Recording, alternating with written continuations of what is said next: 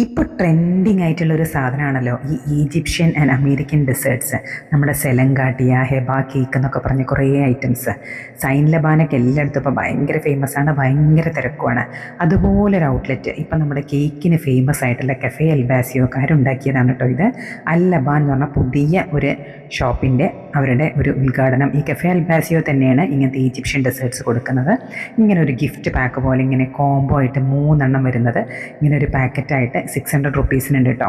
ഇത് ഹെബ cake, പിസ്താഷിയോ Nutella ഹെബ cake. അതുപോലെ ഇതാണ് അവരുടെ സെലങ്കാട്ടിയും അതുപോലെ തന്നെ പിസ്താഷിയോ ന്യൂട്ടല്ല സെലങ്കാട്ടിയാണ് കേട്ടോ. പിന്നെ ഇവരുടെ അംബാലെ, ലോട്ടസ് ബിസ്കോഫിൻ്റെ ലോട്ടസ് അംബാലയാണിത്. ഇങ്ങനെ നല്ല വെറൈറ്റി ആയിട്ടുള്ള 3 ഡെസേർട്ട്സും കൂടി ഒന്നിച്ച് വരുന്നൊരു കോംബോ പാക്കാണ്. ഒരു 600 റുപ്പീസിന്, 600 രൂപയ്ക്ക് കേട്ടോ.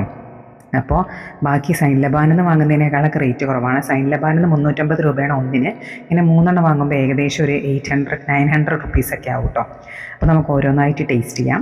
ആദ്യം തന്നെ നമുക്ക് ഹെബ കേക്ക് ടേസ്റ്റ് ചെയ്യാം കേട്ടോ.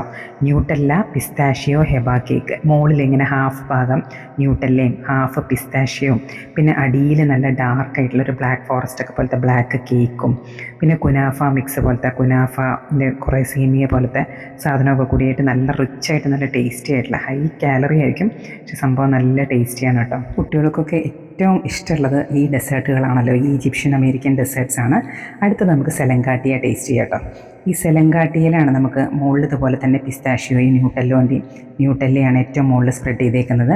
പിന്നെ കുറേ ഫ്രൂട്ട്സ് ഉണ്ട് കേട്ടോ. ഈ പോം ഗ്രാനൈറ്റ് ഒക്കെ പോലത്തെ കുറേ ചെറിയ ചെറിയ പീസാക്കിയ ആപ്പിളും അങ്ങനെ കുറേ ഫ്രൂട്ട്സും കൂടി കാണും ഈ സെലങ്കാട്ടിയിൽ. അടിയിൽ പിന്നെ ഒരു വൈറ്റ് ക്രീമാണ്.